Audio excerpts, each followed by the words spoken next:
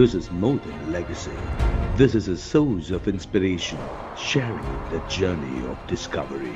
PSN College of Engineering and Technology. மாநில உரிமைகளை மீட்பது குறித்து அறிக்கை அளிக்க உயர்மட்ட குழு ஒன்று அமைக்கப்படும் என சட்டப்பேரவையில் முதல்வர் மு க ஸ்டாலின் பேசியுள்ள சூழலில் இதற்கு முன்னதாக மாநில சுயாட்சி விவகாரம் தொடர்பாக அமைக்கப்பட்ட குழுக்கள் எவை என்பதை தற்போது காணலாம். இந்திரா காந்தி பிரதமராக இருந்தபோது மாநில அரசுகளுடன் பல்வேறு விவகாரங்களில் கருத்து வேறுபாடு நிலவி வந்தது. அண்ணாதுரை மறைவுக்கு பிறகு 1969 ஆண்டு முதல்வராக பதவியேற்ற மு கருணாநிதி மத்திய மாநில அரசுகளின் உறவுகளை ஆராயும் பொருட்டு ஓய்வு பெற்ற தலைமை நீதிபதி பி ராஜமன்னார் தலைமையில் உயர்மட்ட குழு ஒன்றை அமைத்தார். இந்த குழு 1971 ஆண்டு தனது அறிக்கையை தாக்கல் செய்தது.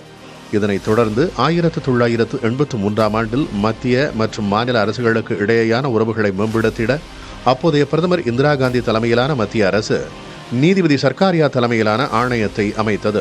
அப்போது தமிழகத்தின் முதல்வராக எம்.ஜி. ராமச்சந்திரன் இருந்தார். 5 ஆண்டுகள் கழித்து இந்த ஆணையம் 1988 ஆண்டில் 1600 பக்க அறிக்கையை தாக்கல் செய்தது.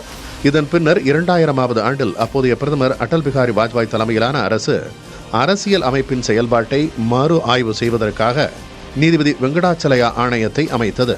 அப்போது தமிழகத்தின் முதல்வராக ஜெயலலிதா இருந்தார். இந்த ஆணையம் தனது அறிக்கையை 2002 ஆண்டில் சமர்ப்பித்தது.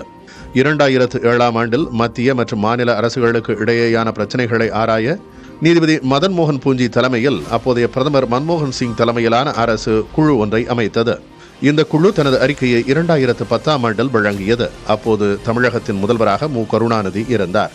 இந்த சூழலில் தற்போது ஓய்வு பெற்ற நீதிபதி குரியன் ஜோசப் தலைமையில் மாநில உரிமைகளை மீட்பது குறித்து அறிக்கை அளிக்க உயர்மட்ட குழுவை முதல்வர் மு க ஸ்டாலின் அமைத்துள்ளார்.